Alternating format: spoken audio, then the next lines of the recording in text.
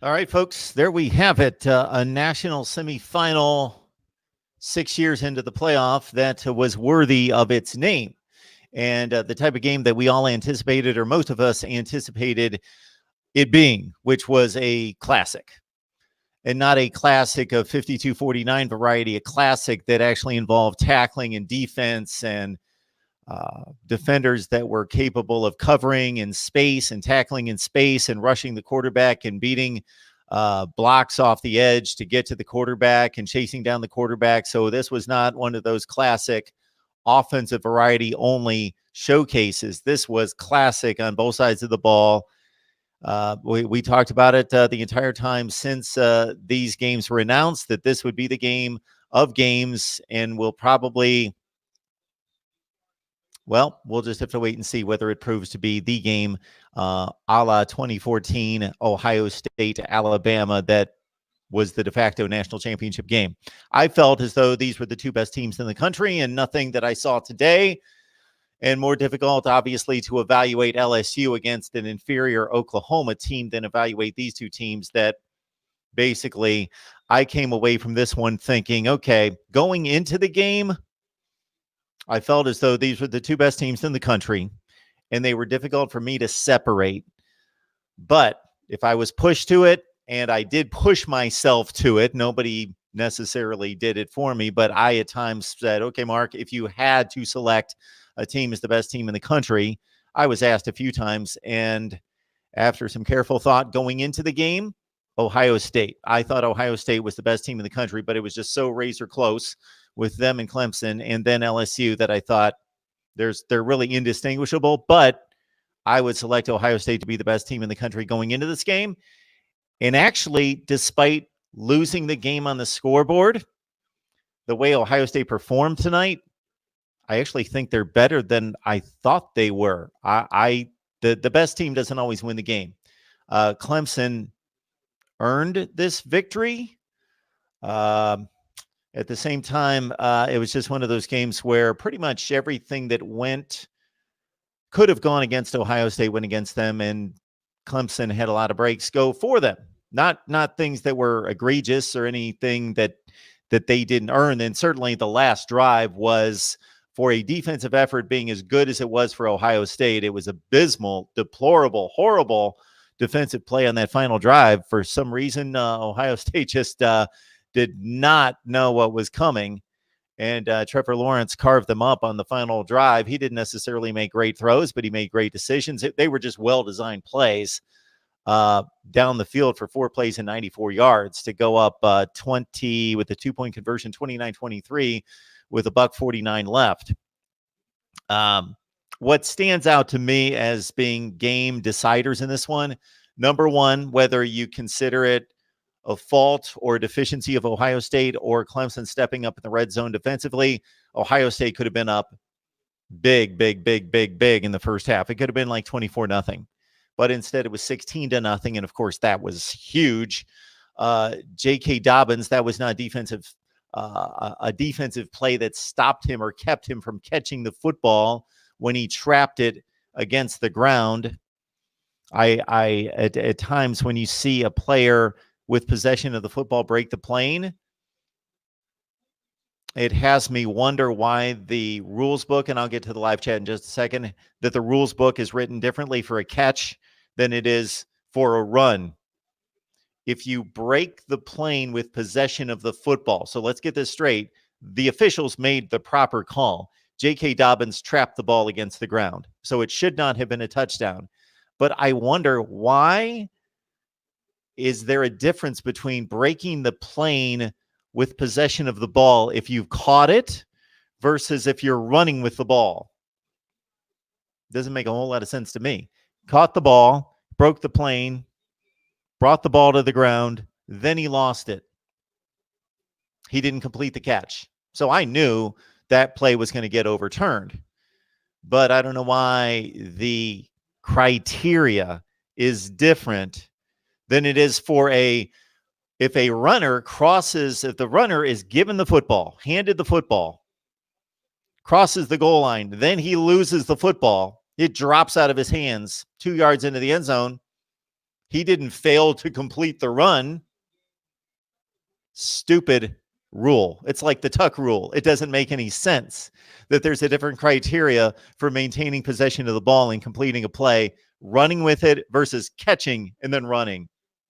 Idiotic. That's a stupid rule. It makes no sense.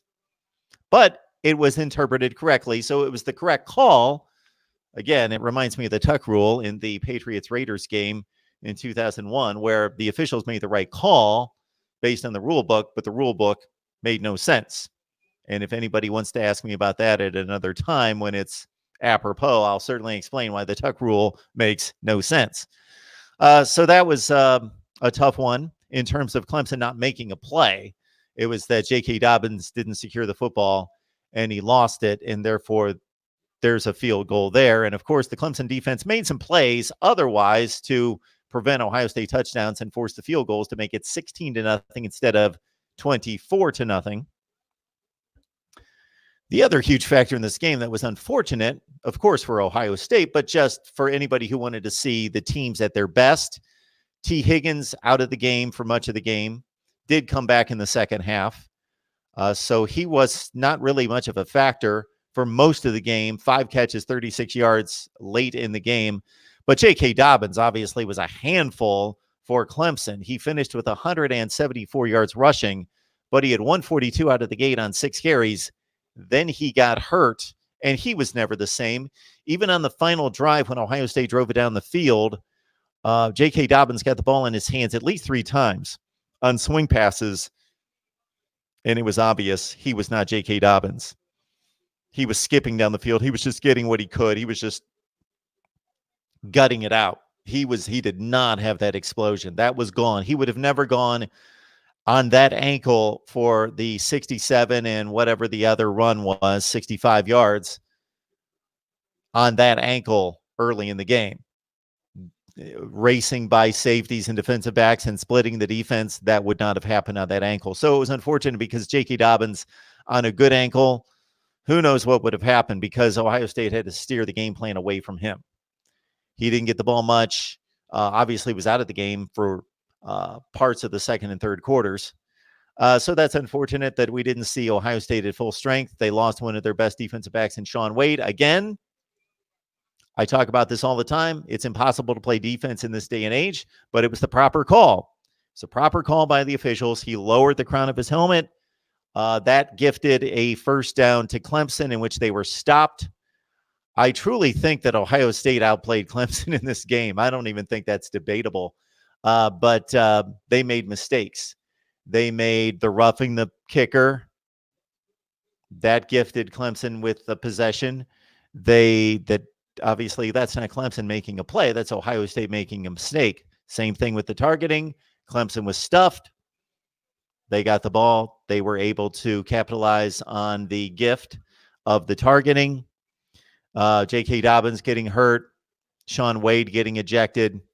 You could counter that with T. Higgins having to leave the game and be out of the game much of the time. Justin Ross wasn't fully healthy the entire game. He was nicked up as well. So there's a bit of a trade-off there, although J.K. Dobbins is much more of a workhorse for Ohio State than those wide receivers are for Clemson, more counted upon as a guy who carried it 30-plus times in the final 3 games of the season for Ohio State against Penn State, Michigan, and Wisconsin. The other was the reversal of the fumble recovery, which I thought was a completely asinine call on the review crew's part. So they took the game into their own hands, and they're not supposed to do that. They're supposed to reverse a bad call. They're supposed to reverse a bad call. And if catching a football at chin level and lifting it above your head and then lowering it, tucking it partially, turning and taking 3 steps is not a football move, that wide receiver got more exercise on that play than I get in a month. If that was not a football move, I don't know what constitutes a football move. And this whole football move business, if you maintain possession, if you have shown, I think we all could watch 2 people play catch and there would be catches and there would be drops, and we could determine what a catch is and what a drop is without guys making football moves. I don't understand that. That has to be explained to me why that matters.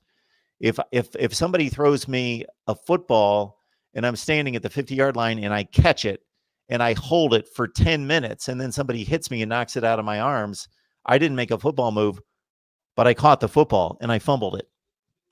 So that should not have been called. Ohio State scored a touchdown. Maybe that robbed them of the game. We don't know. We don't know because there was still like 12 minutes left in the game. So that possibly robbed Ohio State of the game. I don't know.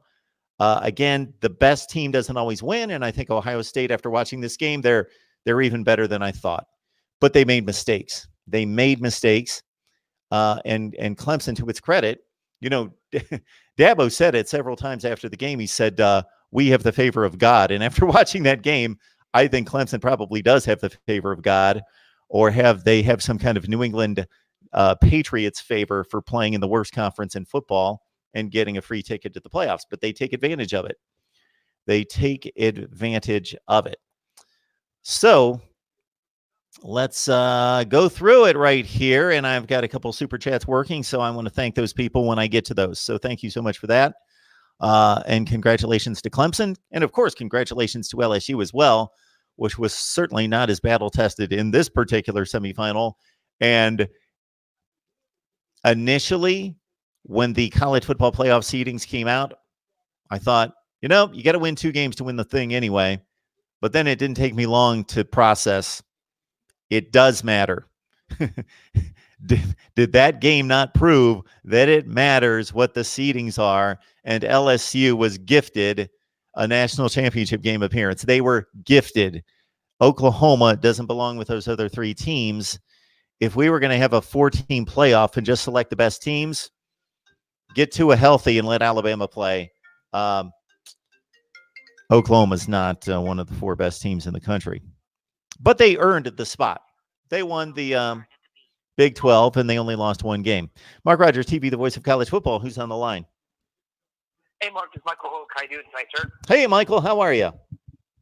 Not too bad. Yourself? I am doing great. Hey, What's going on? I want to get your point on this.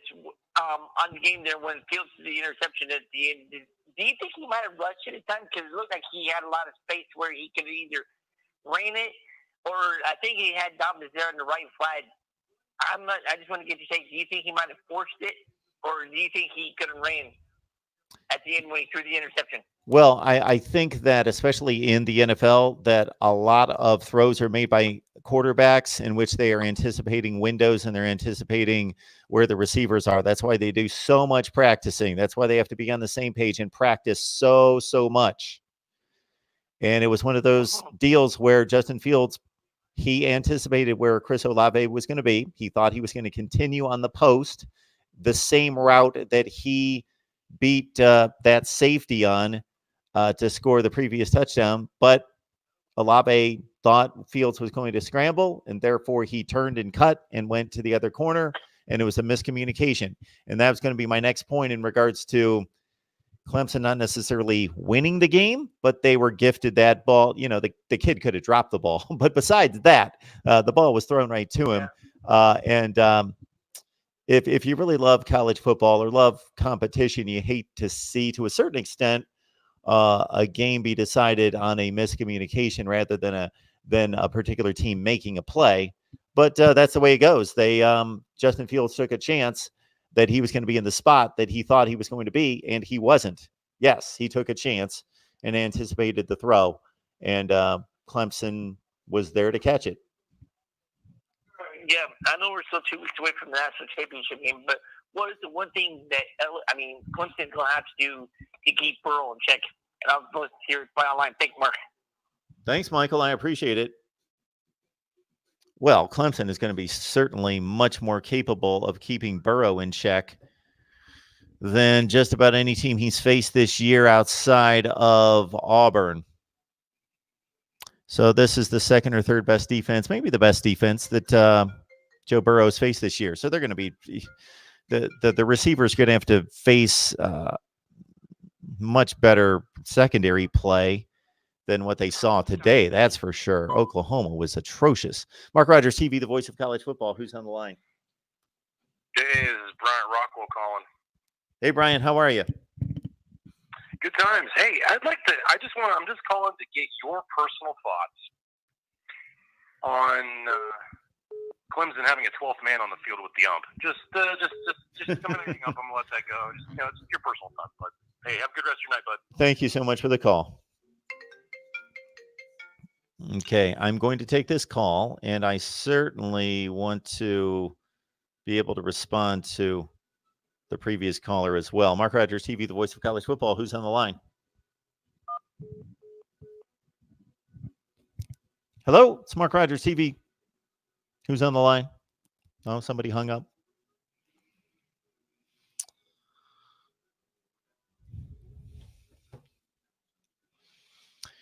Yeah, I think the officiating left some to be desired. Man, I hate to go that route. I think that the review was not in the officials' hands. Of course, the officials did what they're taught to do, and that's let the play out on the catch and the fumble. So they let the officials used to make that mistake all the time, blowing plays dead, and they've been schooled since then to let them play out, and they've done pretty well at that, and they did it on that particular play. The review booth, I believe, blew it. Mark Rogers TV, the voice of college football. Who's on the line? What's up, Mark? Hey, DeAndre, how are you? Go Tigers! That was a great game. It was a great game. It was a great game. I'm going to be honest. Ohio State should have won. And when it was 16-0, I was like, man, what the hell is going on? I mean, I totally agree with you on that catch. That should have been a fumble. The helmet is unfortunate, but it is a rule. It's a rule. Yep. Trevor Lawrence stepped his head, and he I'm sure that that cornerback that hit him was like 5'11". I forgot that the controversy. Yeah, the catch on the catch and the fumble. I'm kind of like you, man. It's like yo, man, how's that not a catch? How's that not a catch in the touchdown, bro? And I couldn't understand that, but like I said, sometimes it's just in your cards to win sometimes, and that's what happens sometimes. And I would. Hello, can you hear me, Mark? I'm listening to you, DeAndre. I would love to see LSU and Ohio State. Because those defensive backs and Chase Young, boy, that would have been a hell of a matchup versus LSU. I would have loved to see that matchup, but unfortunately, my boys won, and that's all I can say. Yeah, and that's all you should care about. They shouldn't be ashamed of anything. I do think that they got slightly outplayed, but it was a great game, and they made that 94-yard drive. They got totally outplayed. I don't know what happened to Ohio State's offense. I mean, it's like Notre Dame last year. If you look at Notre Dame last year, Notre Dame for the first quarter was killing Clemson on the blitz at the middle. Then all of a sudden they stopped doing it. Same thing this year. It's like, yo, why y'all stop running the ball and going fast? And you wearing Clemson out. I don't get it. I think Ryan Day should have kicked those 3 field goals in the red zone. I think he should have went for it. I think they had Clemson beat. I don't get it. Well, their running back got hurt. J.K. Dobbins got hurt was one thing. That there was obvious decline in his play after he just did not have any explosiveness or cutting ability after he got hurt. Well, Mark, when you down at the red zone, and I know where the coach Ryan Day is or anything, but when it was 16-0, yep, those 3 field goals, they should have went for it. I'm not saying they would have made it, but it's obviously they had triples on the ropes. They should have went out for the knockout punch. They should have gone for all of those. Yeah. Well, I would have to go back to look at exactly the yardage distance needed on all of those 4th downs, but we're not talking about 4th and 1 plays. We're talking about one of them was like a 4th and 7. It's not like they went for difficult field goals. Uh, they did what they needed to. On the road, I think you should just go for the juggler. Okay. No caution to win, and I mean, how many times have we seen Tom Brady and them? I heard you talk about them outsmart my Steelers, and Pittsburgh obviously had the best team. And sometimes you just got to throw caution to win. You lost the game anyway. I mean, I know that's hindsight. Well, that's easy to say now. DeAndre, that's easy to say now, but at the time, if Ohio State would have only been up 7-0 instead of 16-0 because they went for it on 4th down 3 times when they could have kicked 3 easy field goals, then we would be saying, oh, they're only up 7-0. They could be up 16-0. No, it wasn't about the decisions that were made. It was about the poor execution by the Ohio State offense once they got inside the 5-yard line. I don't know who it was. If it was Tanner Muse, I believe, made a tremendous play on the second Dobbins log run when he should have had a touchdown, but he got dragged down at the 5-yard line, and sure enough, they had to kick a field goal. Otherwise, he would have scored a touchdown. So that was a great hustle play. Yeah, but I'm not going to say I'm absolutely worried, but about that LSU game, because I've seen LSU play this year quite a few times. The Clemson got to clean up that secondary play as far as the safety and stuff, because when Clemson doesn't do well, Burrows and Brady's going to take advantage, because Tyler Muse and Turner, they get in trouble in pass coverage sometimes. And we're not really getting a good rush on with our defensive ends, and that. So it's going to be kind of worrisome. So I can't wait to see that game, and hopefully Clemson can pull it out. But if not, I mean, yeah, that's still amazing. 29-0. I mean, who would have thought that little old Clemson would be 29-0? Yeah. Well, what I find amusing is to hear them and Dabo Swinney talk about, this is what we've been doing for 29 games. No, this is not what you've been doing for 29 games. You've been sitting on 42-3 leads in the other most of the 29 games, even against Alabama in the championship game last year. You were sitting on a 28-point lead in the 4th quarter. This is not what you've been doing. You've done this like twice. It was a great game. Oh, it was a great game. And I can't deny it. I mean, I'm going to pick on Ohio State fan, but they got nothing. They don't have nothing to be ashamed of. I mean, they're a great team, and I'm sure the way they recruit, they're gonna be bad next year. I mean, cause the catches those receivers were making, boy. Yeah. I was like, gosh.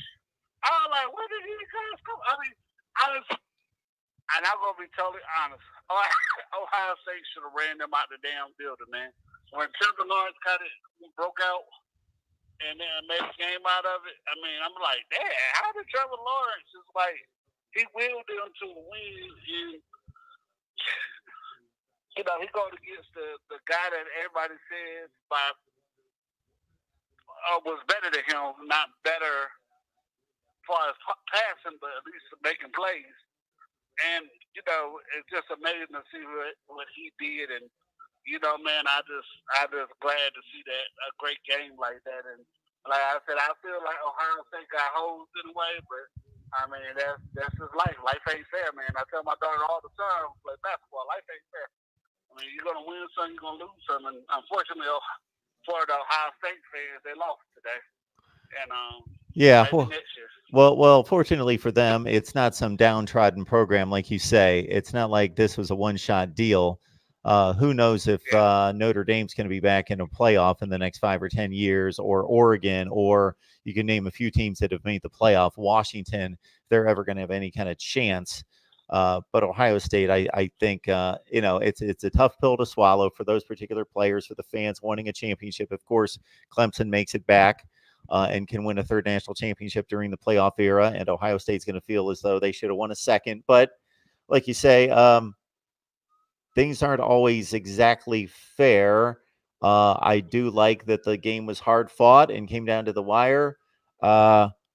again, you can always point to things. And as soon as I started to lean on the J.K. Dobbins crutch that he was hurt, and it would have been good to see him playing at full force the way he was playing in the first quarter. Shoot, T. Higgins got hurt. Justin Ross was banged up. Those guys couldn't play at their best either on the Clemson side. So that's the way it goes. Injuries are part of the game. And Justin Fields wasn't 100% coming into the game. He had to wear the big bulky brace, and he wasn't the one really nice run he had. He split a couple defenders and ran up the middle, and he just had so much open grass, but he didn't try to push it. He just jogged about 75% as well as he could and then just slid. And I thought, wow, yeah, he's not the athlete that he typically is because of that injury. But at this point in the season, there are injuries all over the field. Right. I mean, and I was listening to a guy talk. I think somebody showed up on your show a little bit at Alabama, and he was saying how injured some of the players were at the end of the year. I guess his point was, and I get his point that Clemson might not have to go through that type of struggle because their conference is not as good as it could be. In Ohio State, the last 3 games they played 3 physical teams. I mean, Wisconsin and Michigan and Penn State. So I can see where they're coming from. I actually sat there and watched that Penn State Memphis game, and Penn State got some linebackers. That number 11 for them, man, he's a beast, and I like to see what they're going to do next year too. But right now, the winner goes to the Wolves, Clemson Tigers, and I'm gonna raise the ACC flag, and I'll be listening to the show, Mark, man. 4-0, and versus Ohio State. That's just amazing. And man, you have a good night, and better next year for y'all, Ohio State fans. Thanks, DeAndre. Very classy. I appreciate it. You have a good night.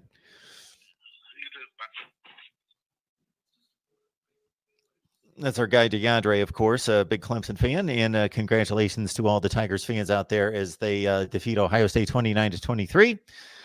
I have, let's see, we've got over 320 on the line right now and only had a handful on the line in which I gave my synopsis of the game at the top in regards to what I thought decided it.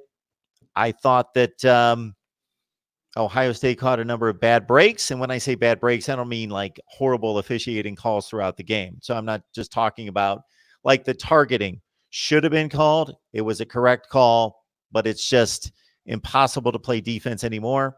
Clemson's had targeting calls in past games in which they, it's unfortunate that the sport has been cleaned up to ensure safety to a certain regard, but it has made it almost impossible to play defense at the speed that you need to play defense and contort your body in such a way to not be able to, hit with the crown of your helmet. But Shaun Wade dropped his helmet, hit with the crown of his helmet. So the Buckeyes lose one of their best defensive backs. And more so than that, it gave Clemson life at 16-0 to complete that drive where there was a 4th and 15 otherwise. But it was the right call. Mark Rogers TV, the voice of college football. Who's on the line? What's up, Mark? It's JT Sports. Hey, JT, how are you? Good, man. My nerves died. I'm not an Ohio State fan or a Clemson fan. It's just the game was just so entertaining. Yeah, it was quite a game. Quite a game. Yeah. Finally got a good semifinal game. Yep. Yeah, I don't know what that was, but the game we saw before, I'm just going to act like we can't see that. Because Mark, can I ask you a question? That's why I'm here. Sure. Fire. Oh, Oklahoma.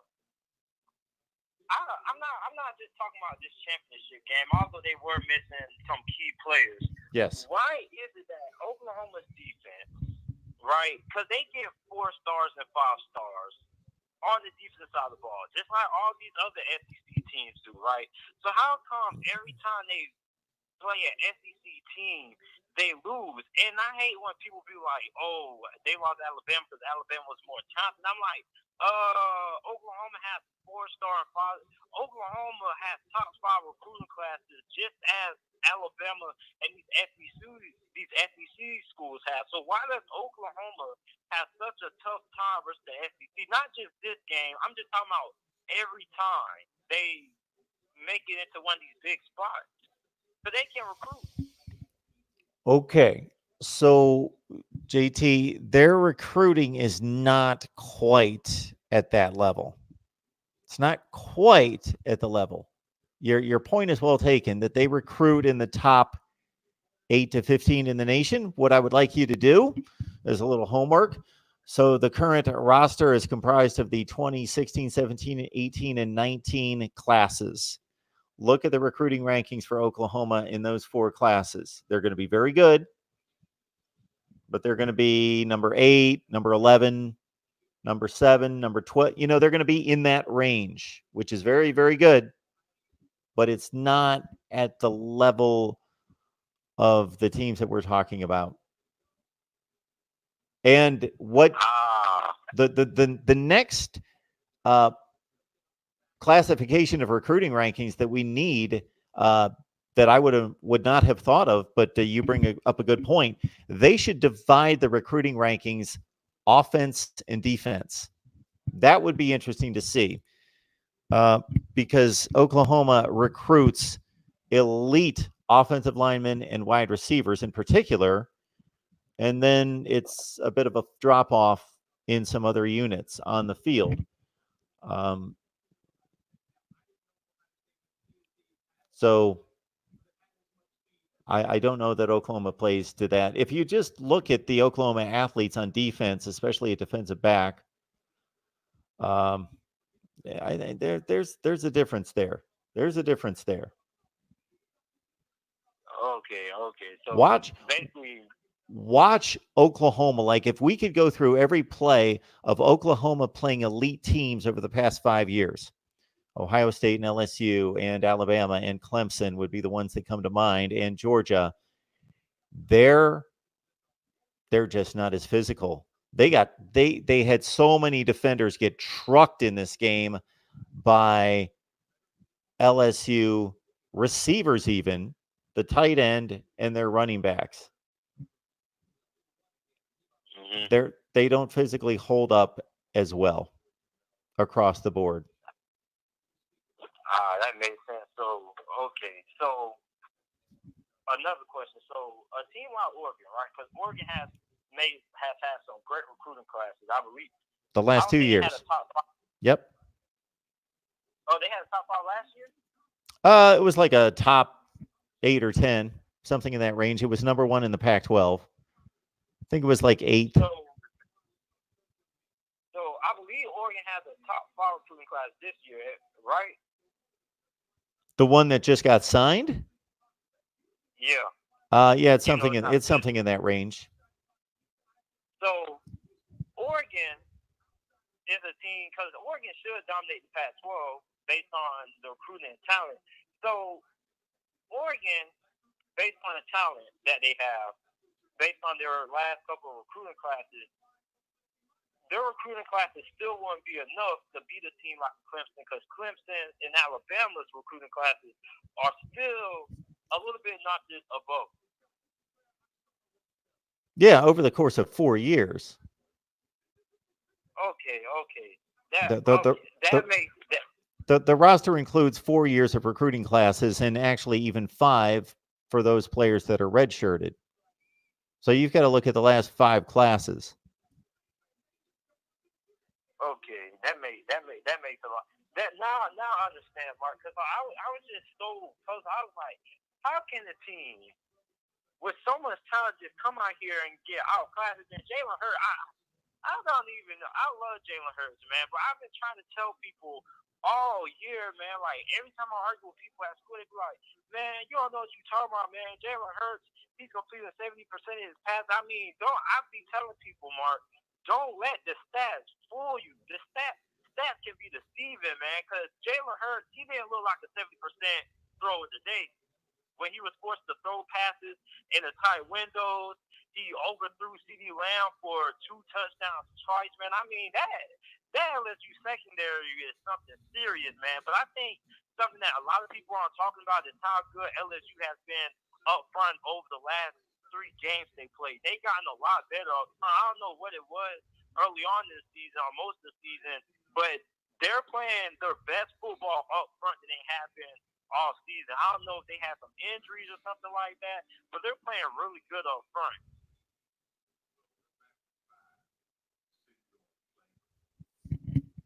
Okay.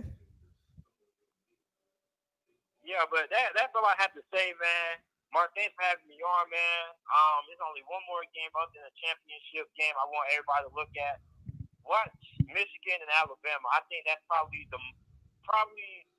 that's going to be a good game. I can't wait to see Saban versus Harbaugh.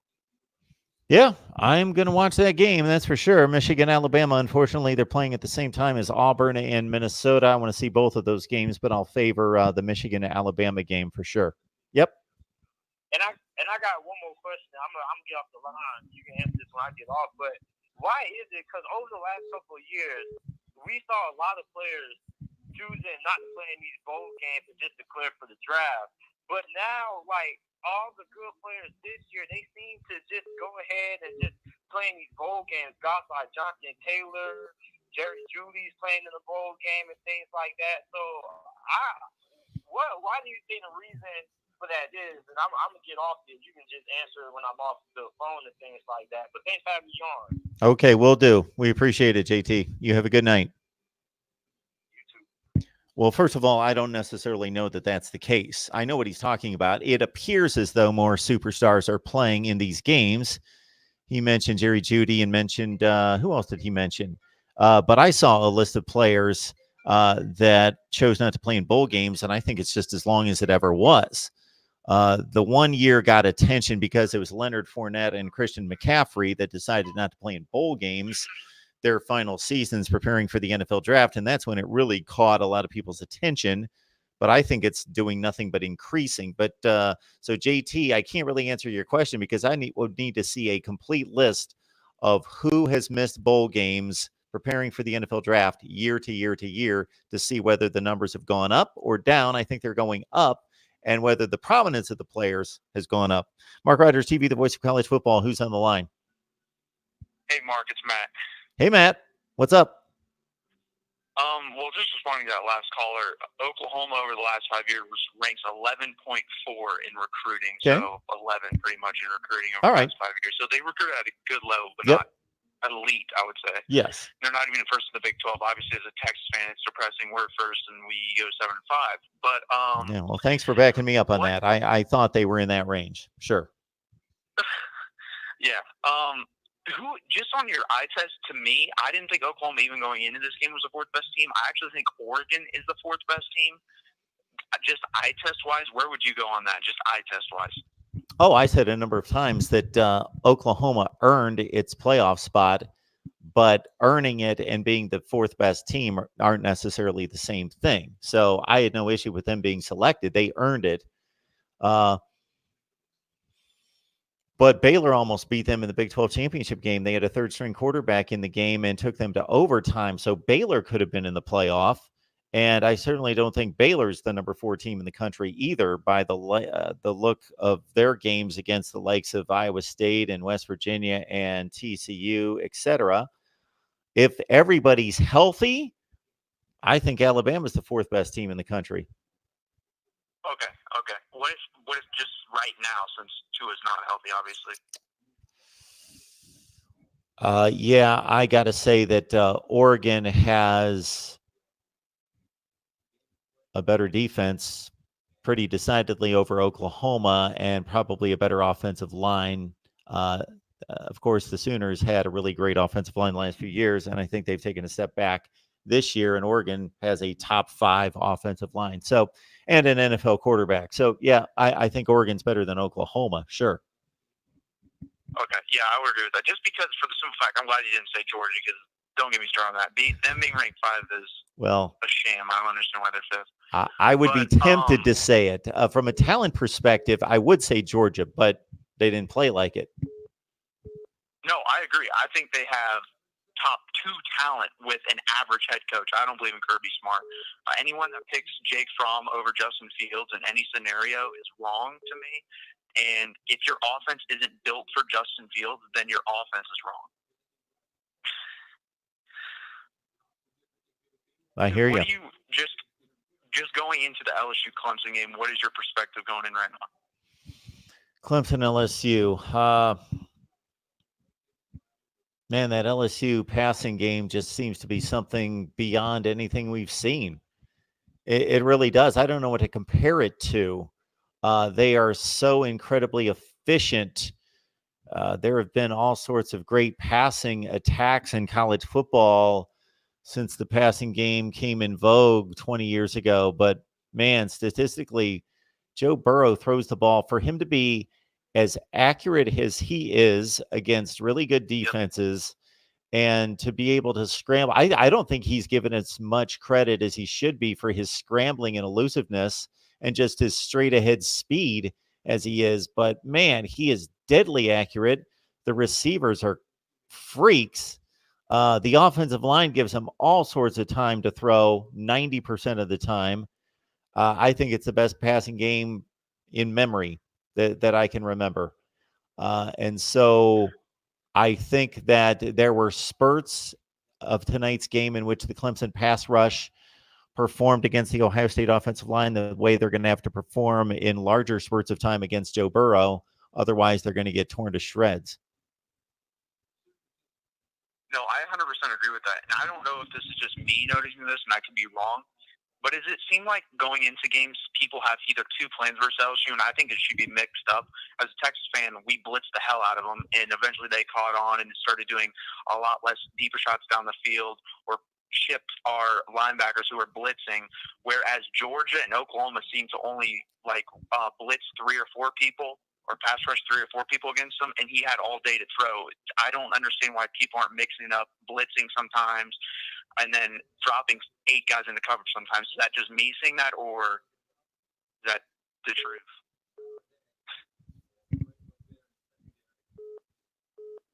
I'm sorry, what was the point there? It was just, do you see teams like there seems to be 2 ways to attack LSU defensively, and it seems like those two ways are going into a game, you get stuck on them. Like Oklahoma Day seemed to only blitz like 3 to 4 guys and not bring 5 or 6 to try to get some pressure because they got no pressure, whereas Texas tried to blitz all day, and eventually that got caught up to them too. You have to mix it up when you go up against an elite offense like that.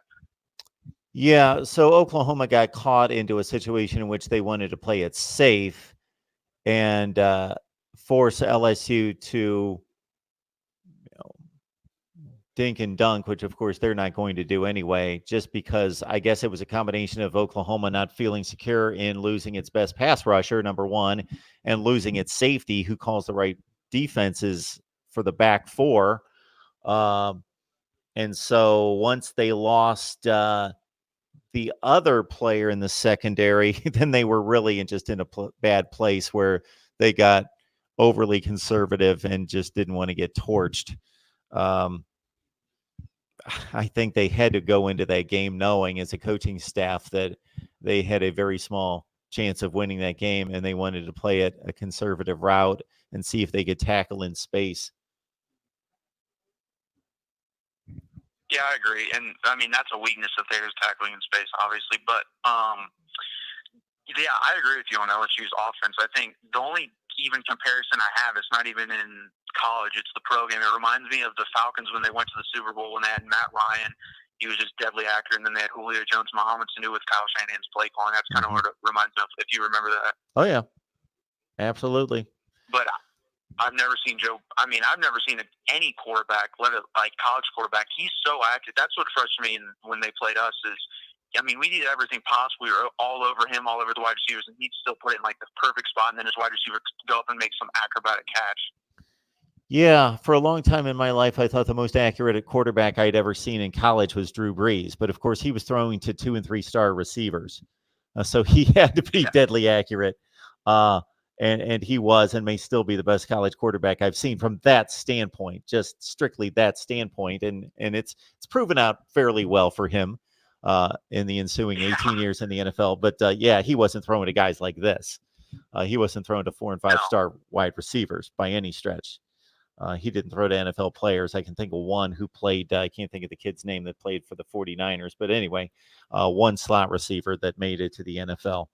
But, yeah, it's something to behold. And Clemson, though, at least physically, they can hold up on the back end and not be bullied and run by on a consistent basis by these receivers like Oklahoma was today. Yeah. Well, my only question is, can you get pressure on Burrow? Because, like I said, if he has time, he's going to destroy you. I mean, he showed that the whole season. Do you think LSU can even be held to under 40 points versus Clemson?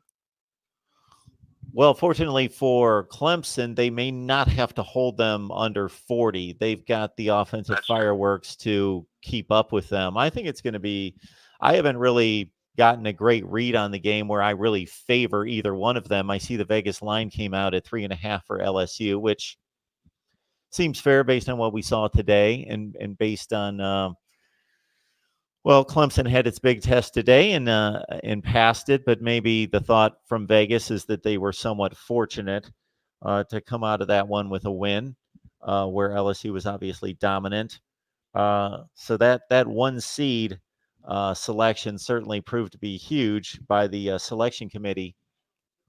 But yeah, my initial thought is that it's going to be a great championship game, and it's going to be in a lot of ways similar to what we saw tonight, except for in the 10 to 15 point range higher per team, most likely. Okay. And then my last question is, on those controversial calls, where do you stand on those? What do you think were the right calls? What do you think were the wrong calls? So are we talking about the targeting? I'm talking about the targeting. I'm talking about I think the catch and the fumble was the worst one. The targeting I can kind of see, but the catch, that was a catch. I mean, he stepped 4 steps. Okay, so the targeting, I think, is unfortunate from the standpoint, and I've made this statement, regardless of the team involved or the stakes of the game, that it becomes more and more difficult at this level and the NFL level to play defense. These defenders are asked to contort their bodies in certain ways in a split second and to be able to hold up on ball carriers and do all sorts of crazy things that there's no way that they can do. And I understand the motivation is safety, so I'm all for safety.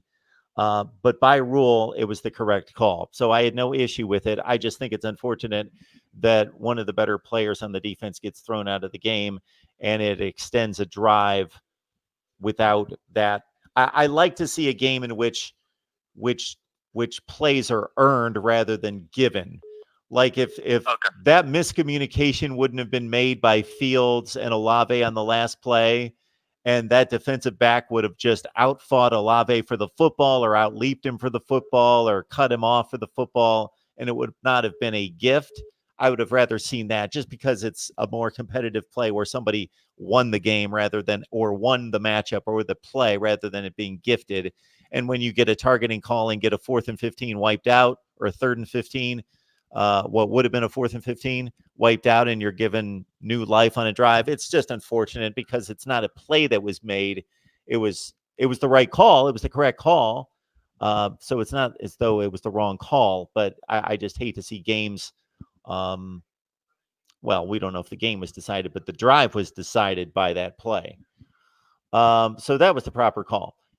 So as I explained it right at the top, so a lot of people miss these because I throw out these live streams, and obviously for several minutes I've got 10 and 20 and 30 people on, and right now I've got 346. So a lot of people miss the analysis off the top. So I would ask anybody who wants to hear my take on the game to listen to the first 5 or 10 minutes. But my thought is, if you watch the play, the ball is caught at roughly eye level by the receiver. He felt the DB behind him reaching for the ball. So he lifted the ball up in the air. Then he brought it down, tucked it, and started to turn and took 3 steps. So if that's not making a football move, catching the ball at a certain level, raising it, lowering it, tucking it, and taking 3 steps, I don't know what we expect people to do. I guess they got to zigzag across the field 4 or 5 times before they made a football move.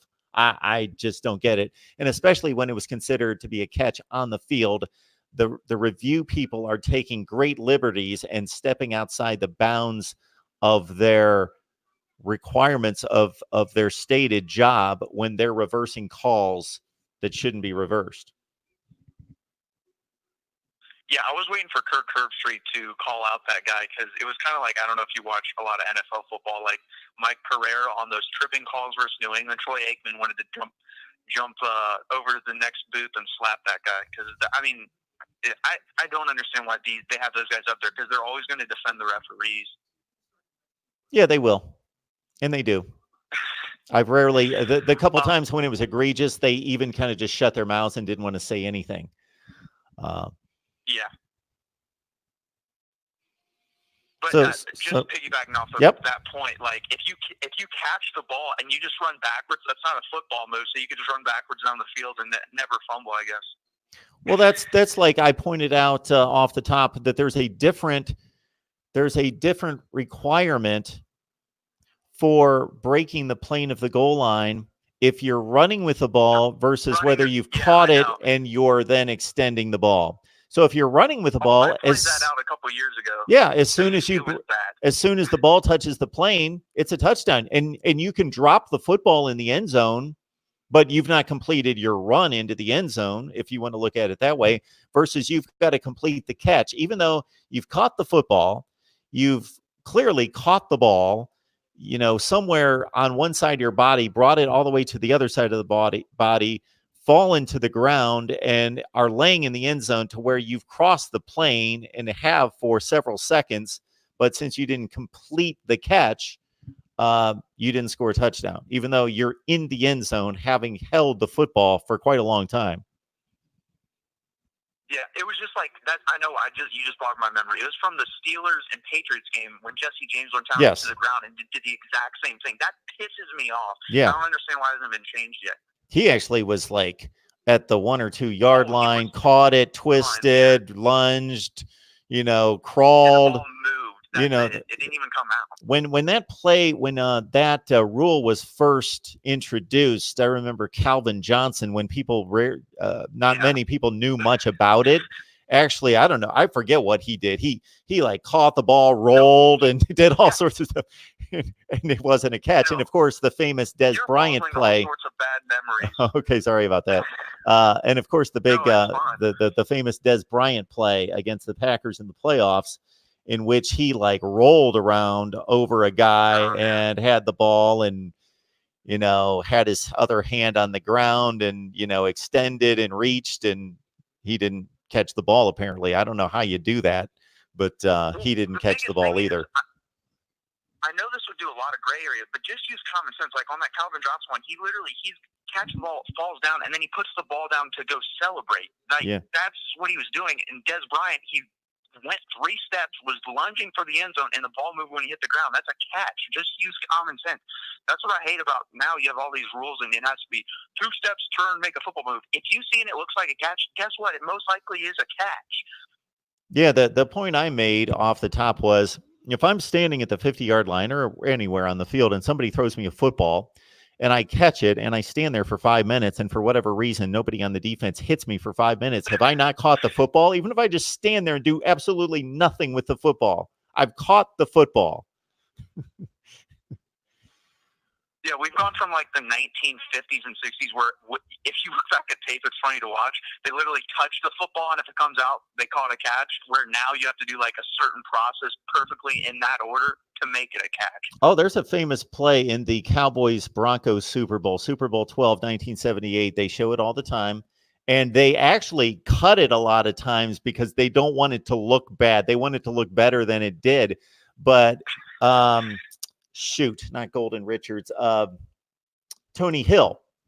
No, Butch Johnson. Butch Johnson catches a touchdown pass from Roger Staubach, and he lays out parallel to the ground. It's a great catch initially, but as soon as he makes contact with the ball, he loses the ball, and he just gets up and he picks up the ball and just starts dancing, and it's a touchdown. Boom, he broke the plane. He had the ball in his hands flying through the air, and they gave it to him.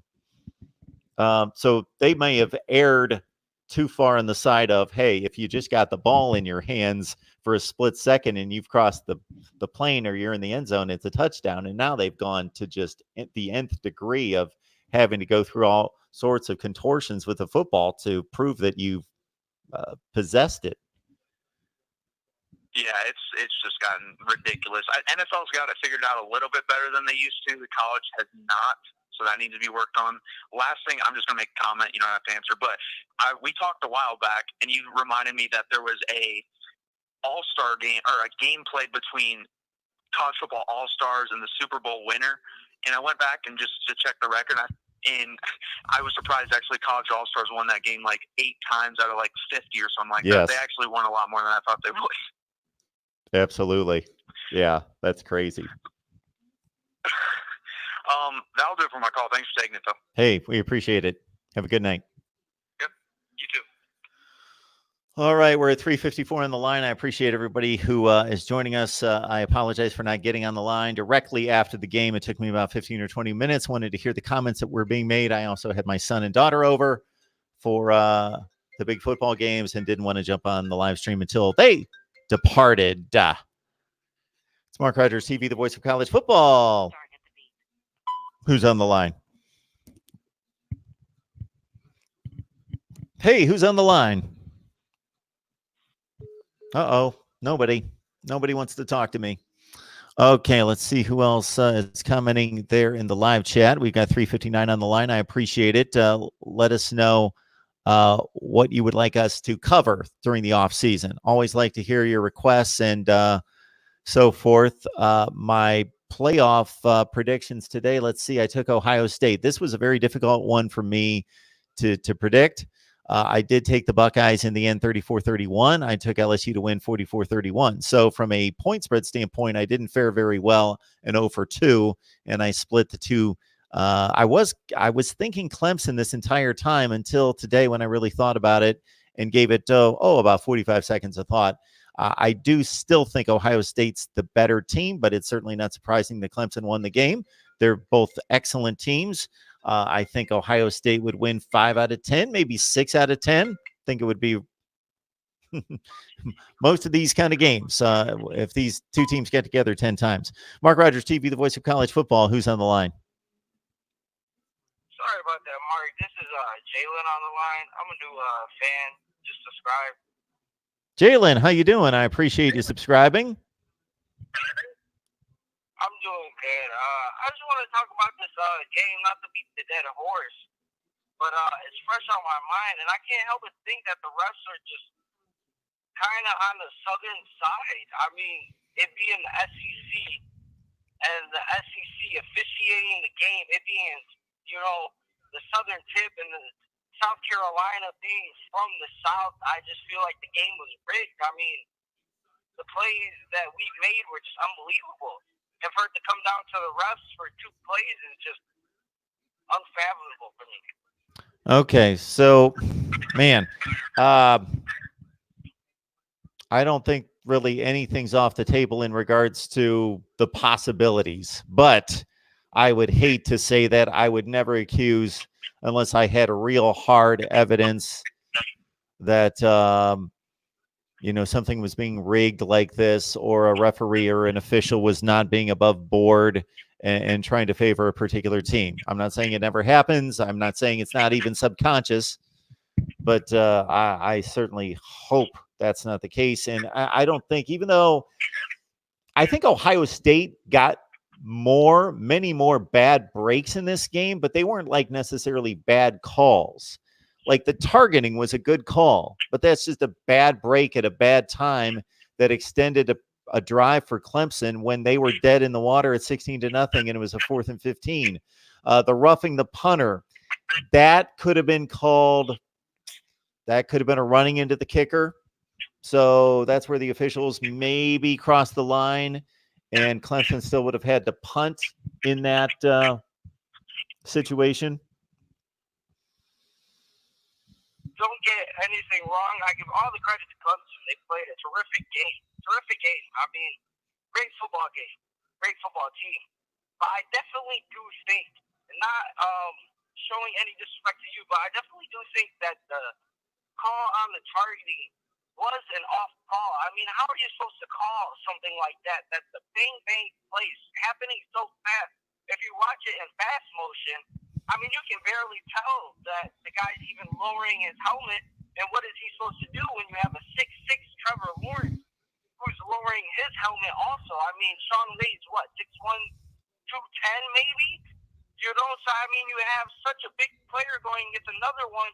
You know, he's just trying to prevent an injury. And on top of that, you have a player who's getting out of so many tackles that he just wants to make a bang play and wants to make the big hit.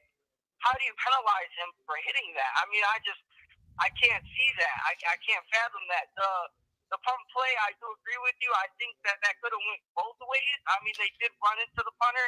If you want to call it roughing the punter, whatever. I mean, I agree it's whatever, but I do think that the targeting call was a big play, and I just don't think that the referees officiated it right. Okay, so Jalen, if you heard, you may not have gotten a chance to get online in time to hear my take on the targeting. So much of what you said is the same thing that I said. We have made it almost impossible for defenders to play defense in college and NFL football. They have to make split-second decisions, moving at the speed of light, you know, racing around the field, trying to hit moving targets, trying to contort their bodies in certain ways to which they don't bang helmets or headgear or all of those things, everything that we ask them to do, and then try to anticipate what the other player is going to do. It's impossible to play defense. That being said, you have to consider that Sean Wade just didn't run into Lawrence with his helmet.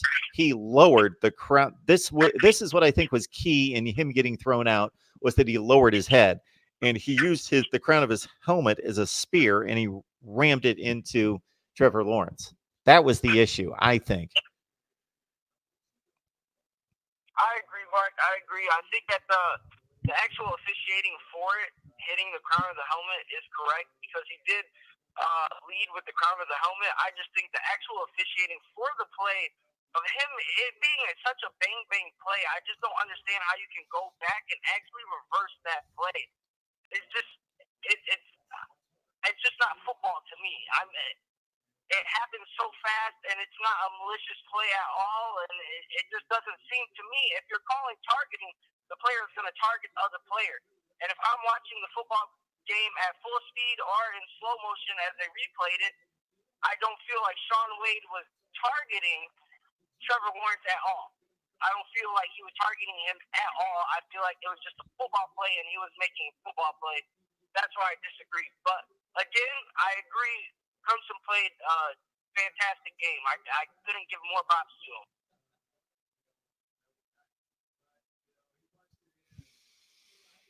Okay. Yeah, I basically said what I had to say in regards to, again, I think the rule itself makes it almost impossible for defensive players to position their bodies in ways in which they don't target, but by rule, that was targeting. And I can respectfully disagree with you. Sure.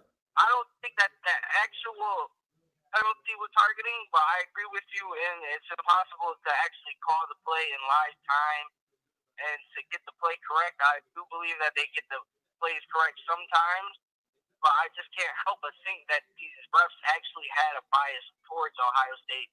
And I think that went into the whole targeting play as a whole. Well, but I do agree that within the premises of targeting, that was a legit play to be targeting, but I just don't think in that circumstance it was targeting. Okay. I got you, Jalen. Thank you so much for taking my call, Mark. I appreciate the call. Thanks for watching and subscribing. I appreciate it. You have a good night. Go Bucks, and congratulations, Tigers. Clemson 29, Ohio State 23, LSU 63, and Oklahoma 28. So it's another bad year for Oklahoma in the Big 12, 0-4 in the college football playoff era. This being the worst of the losses. None of them have been close, except for, of course, the Rose Bowl game against Georgia.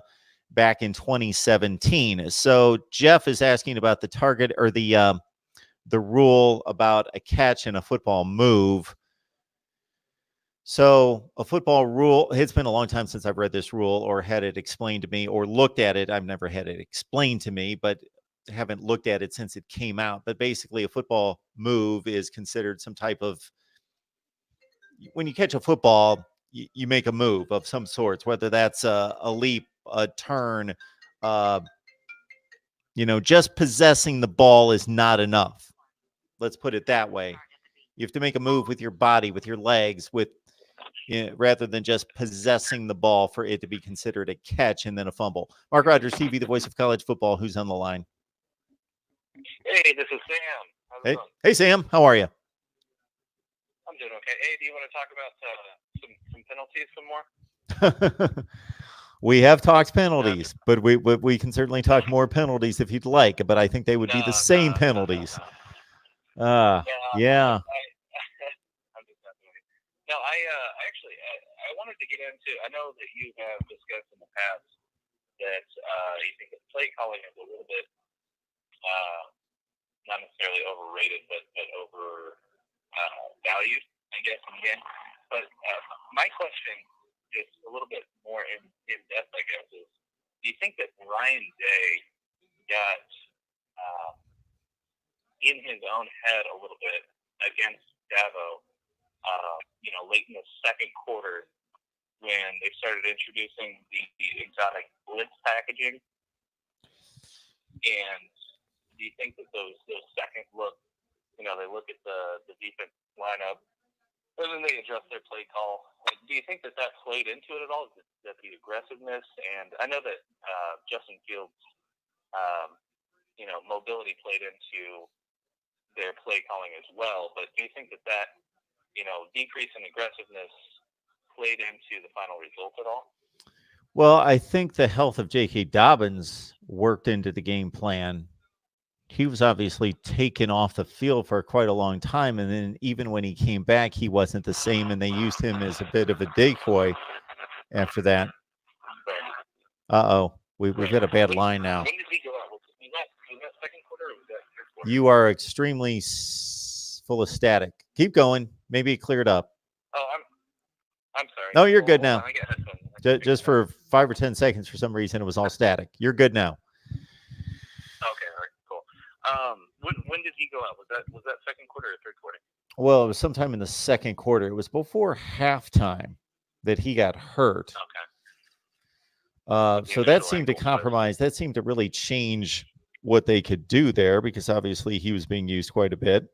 And without Fields being used as a runner, we saw a ton less. When you think about Ohio State playing from week to week, there's a ton of RPO action where I got to say Justin Fields just did straight dropbacks more than any game that I've seen this season. So they did that more. They became reliant more on just the downfield passing attack rather than having Justin Fields threaten the defense as a runner, because they didn't even, other than maybe three times, try to utilize him as a runner. Now, of course, he had to be flush from the pocket and run the ball, but in terms of design plays, and then obviously Dobbins was used as a decoy quite a bit when he came back, and was very much compromised on that final drive. Even though he caught 3 passes, you didn't see the explosion or the cutting ability that he previously had. So I got to think that factored into the game quite a bit in terms of the play calling. You don't think it was so much the chess match? Well, that's always part of it as well. Absolutely. And when you talk about the blitzes, that's when we, unfortunately, watching on television, we're at the mercy of them showing us the behind the quarterback shot. I love the replay when they show behind from the quarterback, and you can see who dropped and who's coming, and you see exactly what happened both downfield and at the line of scrimmage with blitzes and who got beat at the line of scrimmage, but they don't always show us that. Well, you're also 10 feet over the quarterback's head. Yeah. So you're seeing more than what he's seeing on the field, too. So, yeah. And once Dobbins was out, I mean, you could really see how immobile Fields Yeah. I mean, for sure. That really, I think that played into how brave they got with the blitz packages. So, but yeah, I was just kind of curious about your take on that. So, but long-time listener, sorry about the game. There's always next year. Well, I appreciate the call, and I appreciate you supporting the channel, and certainly call back sometime. Have a great night. All right, have a good night. Got 350 on the line, so we got a nice healthy crowd. We appreciate you stopping by. And at 1:33 in the morning Eastern time, whoo! I don't want to have a whole lot left in the tank, surprisingly, especially when I fire some of these up at 3 and 4 o'clock in the morning. So some of the faithful viewers, when we've got 80 and 90 on the line, know that. But it's the night that it is at the college football playoff. So we got to talk this up because this is what we do at the Voice of College Football. So if you've not subscribed, I'm not going to try to convince you. What I'm going to ask you to do is just watch videos and check us out day after day after day after day because we cover college football all the time. Mark Rogers TV, the voice of college football. Who's on the line? Hey, Mark, it's Dan. How are you? Hey, Dan, I'm doing great. What's up? Well, listen, I just want to say it was an excellent football game, but a lot of crying about the officiating, even by Ryan Day. Yeah, so I saw that he was being interviewed by ESPN after the game, but I didn't hear those comments because I jumped on here pretty quickly after the game and I only saw the Clemson side because, of course, they give the losers more time to heal and cool off. So I didn't hear from Ryan Day, but he seems like, based on his comments in the past and some of the comments that he made at halftime even about adjustments that needed to be made, is that he's going to be the type that very much you have to read between the lines just slightly. Like he's going to make it obvious, but he's not going to bash anyone bluntly, but he's going to make it very obvious where he stands on maybe the deficiencies of the officials. So is there anything in particular he said that stood out? Well, he said he was angry. Oh, when okay. They pulled it out of him, and why he was angry. He said, well, there was a lot of things that could have gone our way. He insinuated it was the officiating. I mean, he has to be careful because I guess there's fines that you can get and stuff like that. But I wanted to give my read on some of these calls. I mean, first of all, the targeting. And I got no dog in this hunt. I was just watching the game. Okay. The targeting. It was targeting by rule because he did lead with the helmet, and the other caller was talking about, well, he didn't do it on purpose.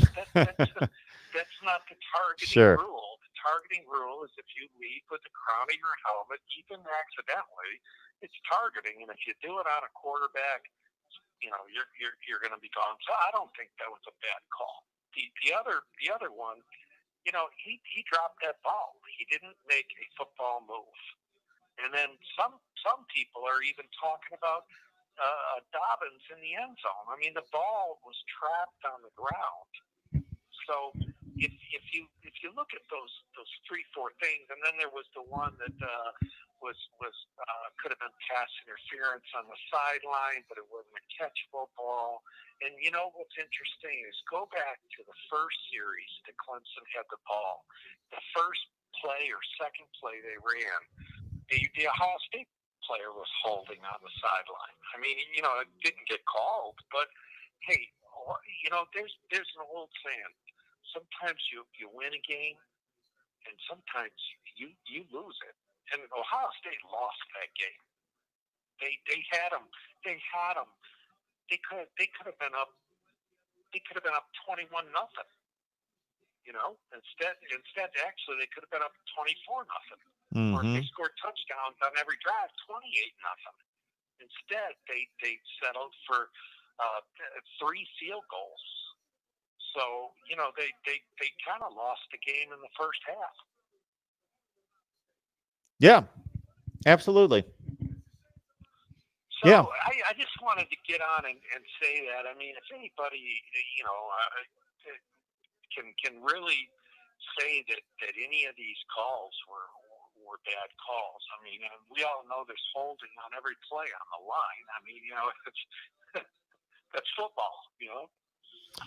Yeah, so my gripe isn't so much with the call that was made because, as I mentioned, I went through the targeting situation, so I won't do it again. But I've done it like 3 times in regards to my issue with the targeting penalty, and the way it causes a defender to have to change body contortion in a split second. But by rule, absolutely, that was targeting and needed to be called and it carried through. I just hate when games, and I'm not going to say the game was decided, but that drive was decided on a play that wasn't a play that was made by a team making a play to decide that play or that down or that score or that series or that game. It was a gift. So I just don't like to see that in general. Yeah. Let's talk about what you do with a gift. Oh, they cashed in. State, They cashed in. Ohio Sure. State, they ran into the putter. When you are blocked, you might get the 5-yard penalty, but they ran into him. That is roughing. That is 15 yards, and that is a gift. And what did Clemson do with it? Turn around, what did he run? 65 yards or something? Sure. For a touchdown. So, hey, every questionable call, I just don't see it. I mean, if somebody can get on and shed it in a different light, I think maybe the only arguable call might have been the whether the Clemson player caught that ball or not, but it pretty much showed on replay that he never made a football move with the ball. I mean, it's just the refs missed it on the field and just called it a fumble. And that's what they're encouraged to do, because if you don't, then the play's dead, as opposed to letting it play out and then getting it right in the booth. Yeah, so I'm looking for somebody to get off the computer and get on the phone and tell me on how any of these or anything else was against Ohio State. I think Ohio State beat themselves. And they beat themselves way back in the first half. When you settle for 3 over and over and over again, and you're playing teams like Clemson and LSU that put up tons of points, you're going to get beat. Oh yeah, and I thought that at the time that continuing to not be able to cash in the red zone was going to cost them. It could have been a blowout. They could have had a nice, comfortable lead that was almost, with their talent and ability, would have been insurmountable. But they didn't. They kicked field goals, and the math didn't add up, and it stayed a 2-score game instead of being a 3 or 4-score game as it should have been. Yep, I think. Well, Ohio State to me. Listen, I love listening to you. Well, I appreciate it. Back and watch you and wait for some phone calls to come in. Well, thank you so much. I appreciate it. Thanks for calling in. Have a good night. All right, Mark. Man, we're getting all these calls from people that say that they've listened to us for quite a long time. So I appreciate that. But I have the same people calling me every day. And I love that. But it's nice to hear from some fresh blood. Nice to hear from some fresh blood.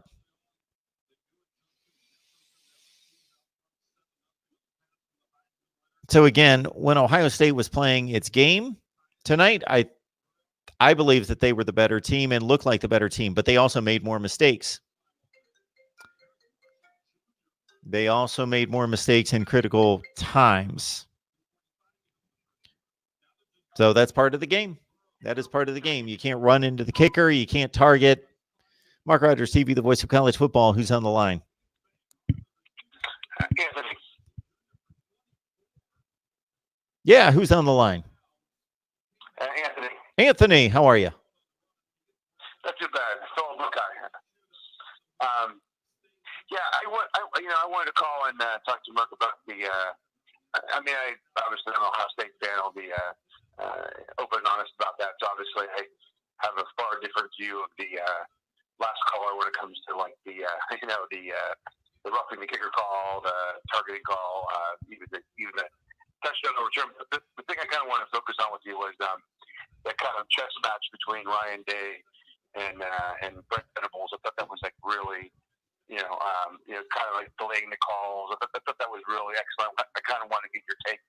As you talked about earlier, I apologize, I joined kind of late, but your take on who kind of won that chess match between Venables and Ryan Day, two kind of savants of offense and defense.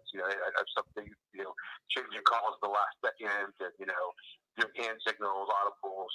I thought that was kind of a game within a game kind of deal there. Well, I think typically the offense in this day and age has the advantage because of the rules, because of the aggressiveness that is taken out of the defense, because of rules like targeting, and also rules like late hits, where defenders used to be able to run full speed at the quarterback and have a step and a half and then be able to just waylay themselves into the quarterback and knock him down. And the reason I bring that up, and that doesn't have to do with play calling, but I think that has to do with the way we need to judge defensive football and offensive efficiency today versus what we did 10 or 15 years ago, because the standards of what a good defensive performance is today versus what it was 15 years ago has to be different, just because almost everybody can score points to a certain extent and put up yardage, just because it's so difficult to play in space and under the current rules as a defender or a defensive unit, number one. So if you're able to contain teams, then you're doing a job. Teams at this level, these elite offenses. And that's what Clemson was able to do. I think you also have the advantage on offense because you're usually in response mode when you're a defense. So the offense, a great offensive play caller certainly can anticipate what he has shown all season, and then what may work off of that maybe would be a new wrinkle or two going into a big game like this with 4 to 5 weeks to prepare. And I think Ryan Day did some of those things. But what he was limited by was, number one, the lack of mobility out of Justin Fields. So that was a huge factor, I think, in this game, because Justin Fields, the kid's a runner. He's a dual threat quarterback. He's not at the very top of the list of the Kyler Murrays of the world, but he's close.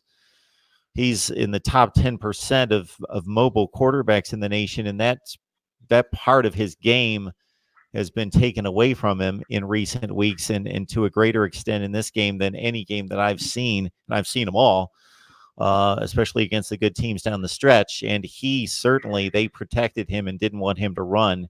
And when he did have to run a few times, he was not the same. He didn't have the explosiveness. And then once J.K. Dobbins was lost, I think that hurt the game planning and the ability to call certain plays. And they became a drop back pass team for the second half, did Ohio State. And that really is not what they do. The RPO game is huge for the Buckeyes, and they didn't use it hardly at all in this game. Oh, yeah, I agree. I think the Justin Fields injury, the J.K. We watch you watch all Buckeye games. I've been following your channel for a couple of months now, and you talk a lot about the Buckeye games and with the gentleman from Bucknuts and the panel you have for the Buckeyes. I think they talk a lot about exactly when you were a run first team, power run team to set up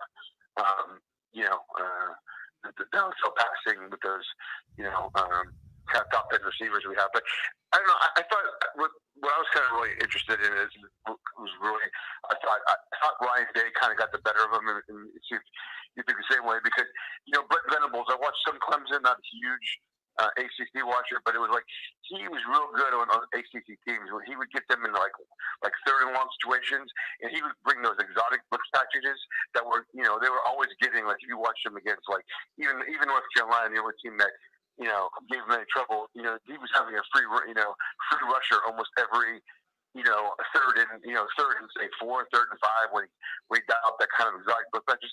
And it just seemed like Ohio State was ready for those. The line was picking those up majority of times. Obviously, Lawrence was sacked a lot more than J.K. Than Justin Fields. And I have to say that Justin Fields' sacks are of his own making. The kid just holds the ball forever. I played football up to the college level, and the kid just holds the ball way too long. But it just seemed like, that kind of that game within a game that Venables tries to do. That seemed like Ryan Day was one step ahead of him on the kind of chess match. Obviously he down with a couple of screen passes. The one being the one that J.K. dropped would have been six. I just think that it seemed like that. And also J.K. was really. Justin Fields was really well prepared. I mean, he was only fooled really once by the Clemson defense. That was kind of exotic, where they would crowd the line and you drop guys back, or they kind of even going back to like Bozo old zone blitzing scheme that that they kind of uses. So I just wanted to kind of get your take. Do you think kind of Ryan Day won that kind of battle, a chess match, or That's kind of what was real interesting in the game. Sure. So what I think was impressive about Ryan Day was that he came out and he executed from the standpoint of the actual play calls, the tempo he wanted to create, and the matchups he wanted to create, and all of that was effective early in the game. And then once he lost Dobbins and had a compromised Dobbins, already had a compromised Fields, and Venables obviously learned something from what he saw and made adjustments as well. Ryan Day took several drives to figure out, okay, what are we now? What can we do with the personnel I have and their health? And it took him some time to adjust. But look at Ohio State. The final 2 to 3 drives of the game was humming on all cylinders, and that's with Fields and Dobbins compromised. And became more of a downfield passing team. And so I was impressed by Ryan Day being able to readjust to the compromised health of his playmakers, plus what Venables did in the middle portion of the game. Yeah, I think so. I think it's a really astute point, because, I think Ryan Day, I think he really, you wonder if the game would have been 70 minutes, if Ohio State would have been able to kind of finally pull away, like they finally kind of found that formula. And I still think if Olave doesn't break off that route, we still, he catches that pass in front of that kid, or or we got 3 more cracks at the end zone. So I think that was a huge thing. But I just think that it was just, I think the missing the key playmakers, and if you maybe had a little bit more time to kind of figure it out, but. Well, that's all I kind of had, Mark. I just wanted to, like I said, talk about, kind of get your take on who kind of won the. I know the talking heads have been, building the whole chess match between, offensive guru and defensive guru. I just want to get your take on who you thought kind of, won it. Personally, I still think Ryan Day clearly had it, and I think he said again, if we would, I think some other callers said if we would have, or you said, taking 3 field goals, 3 touchdowns, we would have won that game. So, well, I appreciate the call, definitely, and listening to the content on a regular basis. You have a good night. Hey, thanks. You too. Bye. All right, folks. So let me carve right through the rest of the live chat. And for those of you that don't watch us on a regular basis, please check out the video content as we prep you for college football like nobody else. We deliver previews on all the big bowl games, on all the games week to week in college football. And then once we hit the off season, it doesn't stop here. We talk, recruiting. We rank the conferences. We rank players. We'll preview 2020. We'll look at schedules. We'll go in depth with a ton of things. I've got probably 50 to 60 content ideas that I think you will find enjoyable as we break down the game we love. Our aim is better than anybody else, but we just try to do our best. And we bring on the best bloggers, broadcasters, and writers in the industry. So it's not just analysis from myself, but we hear from you on the live chat and also at the Voice of College Football community. So if you check us out on Patreon, grab the link in the description section of any of the videos. It says Voice of College Football Community. Grab that link, and for a nominal fee, $5 per month, because you got to charge something on Patreon, $5 a month, you get my predictions. Well, of course, the season's coming to an end, so that's not such a great deal. But the great deal is you support the channel, and also you get the offer of an exclusive live stream with you, where we bring you on once a week. We do an exclusive live stream over on Patreon per request, 1 per week, where we bring on you guys to talk college football with me. So it's a whole lot of fun. Anything else? Do I look tired? Yeah, I feel tired. I feel a bit beaten down. Usually don't feel like this at only 2 o'clock in the morning. This is usually my prime time. But I appreciate you guys jumping on board, and we've got a whole lot more content coming out.